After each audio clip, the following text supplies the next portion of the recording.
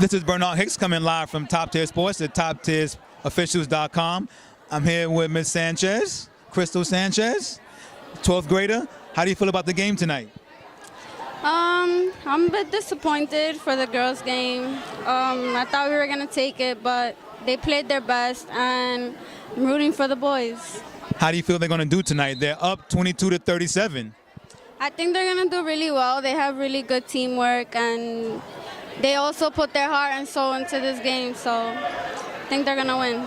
Any words of advice for any of the players that they can do better? No, I think they're doing pretty well. Just keep passing the ball and just do teamwork. Spoken like a true coach. Thank you very much, Ms. Sanchez.